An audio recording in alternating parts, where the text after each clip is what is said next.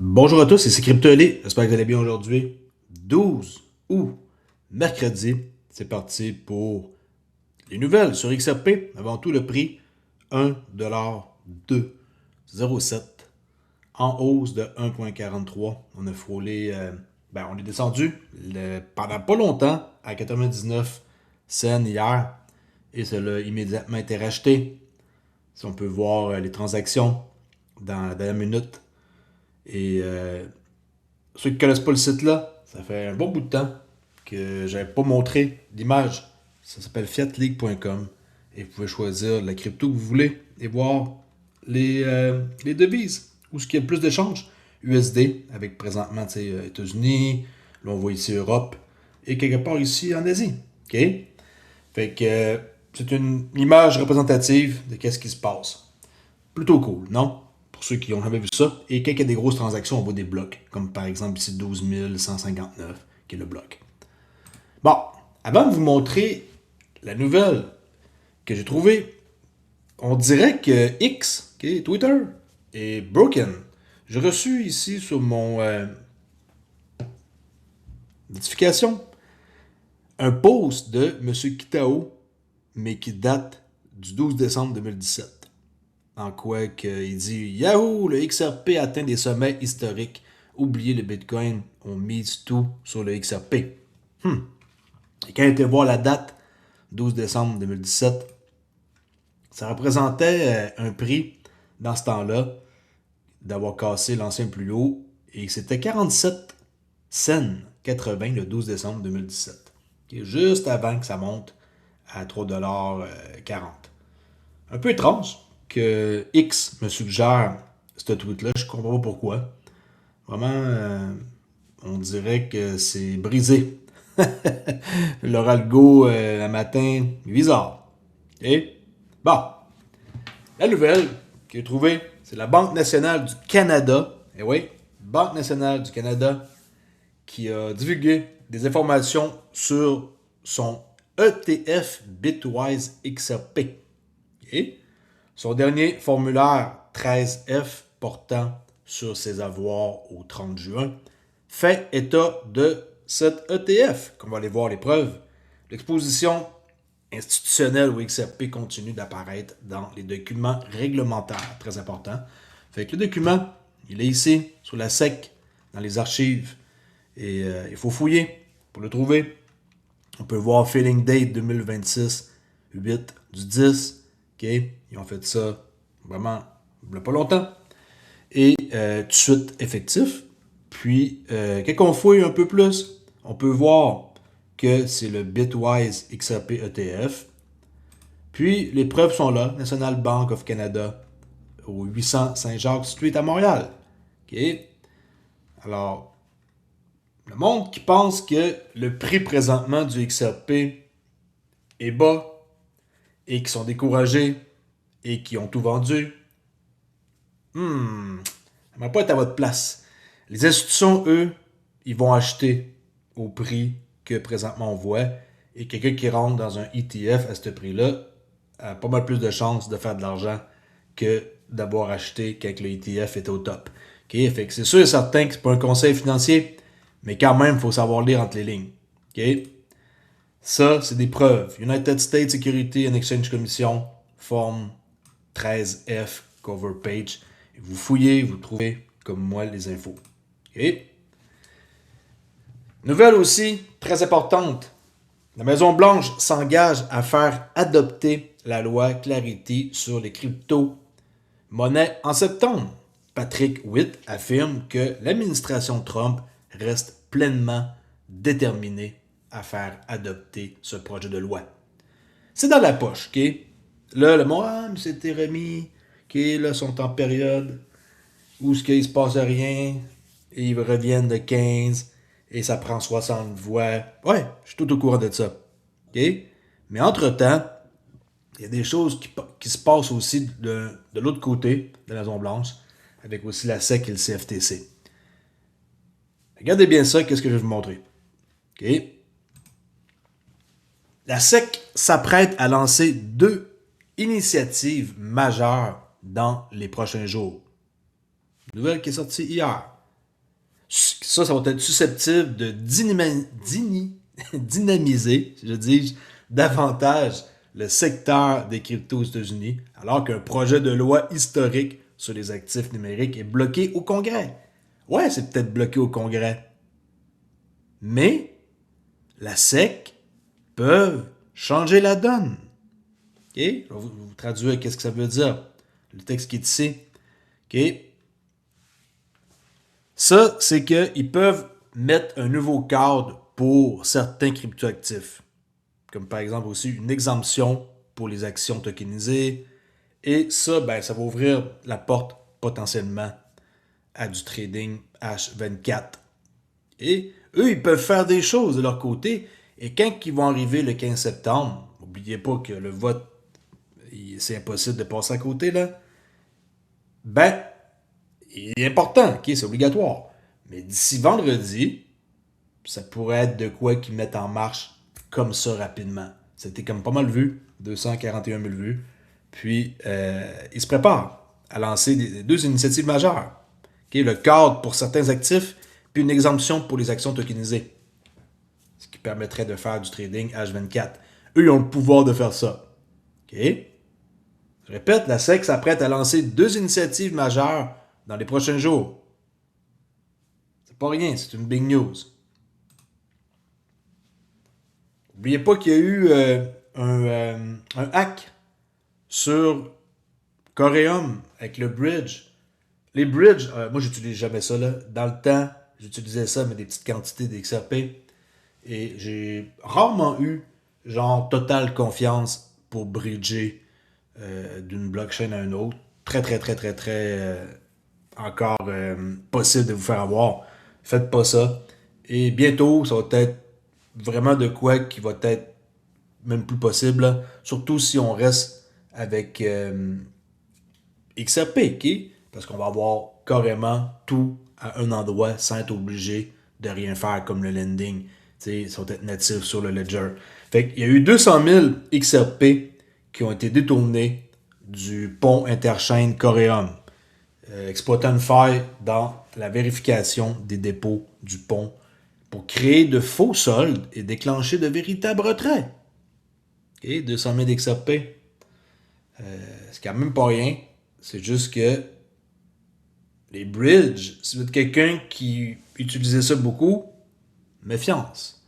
Okay? Méfiance de utiliser ça et de penser que rien ne peut arriver. Il y a quand même pareil des bons bridges qui n'ont jamais rien eu. Mais, tu sais, organisez-vous pour rester déjà au bon endroit. Arrêtez de vouloir échanger partout en passant par des bridges, surtout s'ils n'ont pas vraiment de réputation. OK? Ceux qui veulent avoir plus d'infos là-dessus, ils peuvent aller voir ici TX Écosystème, mise à jour concernant l'incident du pont XRPL, qui a eu lieu le 9 août. OK?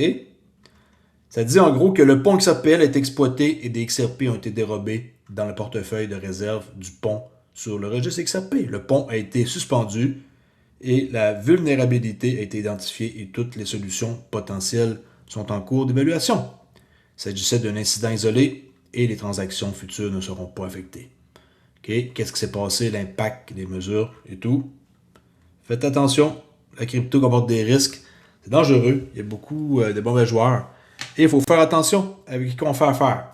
Okay? Moi, j'en ai été témoin avec OLX, mon hack. Mais tu sais, faites attention. Il y a toujours de quoi qui est possible, qui arrive. Et faut être méfiant. Il faut vraiment faire attention comment qu'on fait, quand on appuie, vérifier une fois, deux fois, puis trois fois avant d'être sûr. Pas accepter n'importe quoi et penser que c'est safe. Que c'est pas votre compte de banque là, où est-ce que vous êtes protégé encore. Et malheureusement, il peut arriver encore beaucoup de choses. Fait que si vous avez à transiger une grosse quantité, faites-le pas en une shot, faites-le en plusieurs shots. OK? Vous avez 10 000 XRP à transiger, pourquoi pas faire 5 transactions? OK? Au lieu de juste une. Des fois, on est pressé, on fait quelque chose de rapide et on se fait prendre. OK? Tout le monde, je pense, dans la crypto a eu une mauvaise expérience un jour ou l'autre, incluant moi. J'ai pris des bons risques depuis 2020 et j'aurais pu me faire avoir bien plus que ça. C'est toujours une question de précaution avant de faire une action. Et attention, qu'est-ce que vous écrivez? Des fois, il y a beaucoup de personnes qui sont là pour prendre des infos. Et après ça, quand ils ont beaucoup d'informations sur vous, ils peuvent commencer à se mettre, à se lier d'amitié avec vous et vous soutirer des infos. OK? Toujours, toujours précaution avant tout. D'ailleurs, en parlant de précaution, j'ai pas vu depuis un sacré bout de temps sur le Discord du monde qui se font voir. À date, je trouve que c'est reparti comme très très clean. Comme vous pouvez voir, il n'y a pas une tonne de salons et c'est pensé de cette façon-là. On est une petite communauté. Après avoir restarté de nouveau le Discord, on est une petite communauté, mais avec le temps, ça va grossir, je suis pas inquiet. Puis pour ceux qui se demandent c'est quoi ici les badges qui sont de retour, ben c'est simple, j'ai réactivé une option que j'avais enlevée et que maintenant je remets qui sont les badges. Et selon votre ancienneté sur YouTube et par exemple ma chaîne, ben ça c'est les badges que vous allez avoir à côté de votre nom. La plus haute, c'est quelqu'un qui a été pendant 10 ans.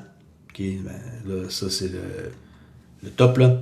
Mais tu sais, nouveau, 1 mois, 2 mois, 3 mois. Fait que si vous êtes depuis 3 ans sur YouTube, vous allez avoir ici une badge avec le Phoenix, par exemple. OK?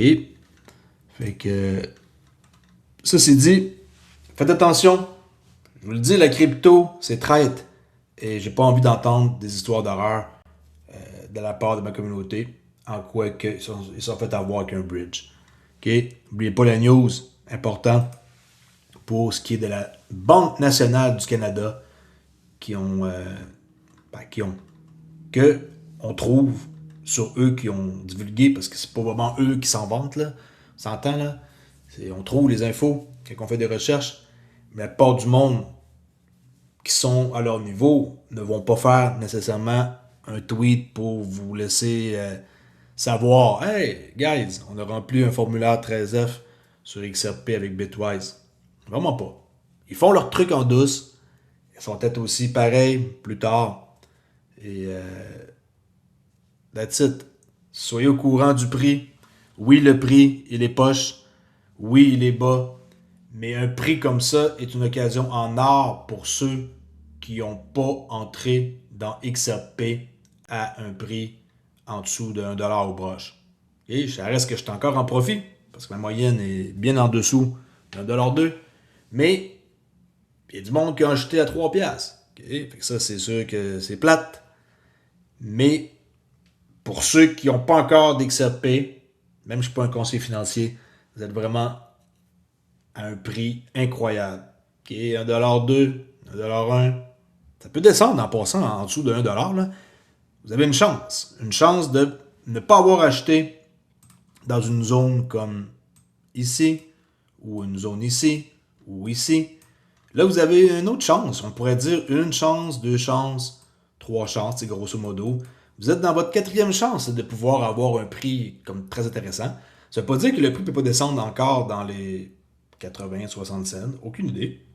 Mais vous avez une chance d'avoir du XRP pour pas cher. La plupart du monde, ils me disent, ben, j'ai pas d'argent pour m'en acheter plus. Ben, prenez 10$ par semaine, prenez 50$, prenez l'argent que vous voulez. Achetez-vous-en, laissez ça quelque part sur un cold wallet. Puis, that's it.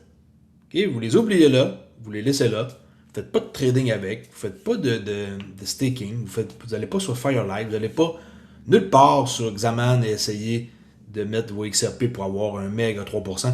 Attendez, quand le prix va coûter cher, un jour, parce que je crois toujours, ben là, les prêter, ça va être intéressant. Et on va pouvoir les prêter directement sur le XRPL, okay? Sans passer par d'autres entités. On va pouvoir faire ça à un endroit. Et c'est ça qu'il faut. Tout à un endroit. Merci beaucoup pour écouter. Et je vous dis à la prochaine vidéo. Les vidéos sont recommencées. Okay, j'ai fait beaucoup de choses là, en passant. Pour ceux qui pensent que je suis inactif, j'ai fait beaucoup de choses. Je suis en train de travailler sur une utilité par rapport à OLX et de donner au monde, ben pas juste OLX, par rapport aux détenteurs d'XRP qui veulent avoir un endroit où ce que ils vont avoir la possibilité de voir des choses que je peux pas tout en dire. J'aurais aimé ça montrer de quoi. Je suis en train de créer une utilité pour le monde qui sont sur le XRP Ledger, qui n'est pas nécessairement juste OLX là, sur le XRP Ledger, avec une option de trading probablement qui va être une interface, là, c'est un peu compliqué à expliquer. Il y a aussi une possibilité de voir son wallet avec des données. Après ça, il va y avoir une IA qu'on peut interroger. Il va y avoir comme plusieurs choses. Il y a aussi un DEX qu'on voit les carnets d'ordre. Tout ça, je suis en train de concevoir ça. Ça va prendre du temps. C'est plus compliqué que ce que je croyais. Je suis un trader avant tout. Je suis pas un codeur. Je suis pas un développeur. Alors c'est ça. Ceci est la fin de la vidéo. Je vous dis à très bientôt pour une autre vidéo. Et je recommence à faire des vidéos sur une base quotidienne. Ça va être ma mission. Maintenant que j'ai un petit peu plus un horaire qui est facile à gérer. Je vais peut-être de retour pour des news sur XRP. Yes. À plus la gang.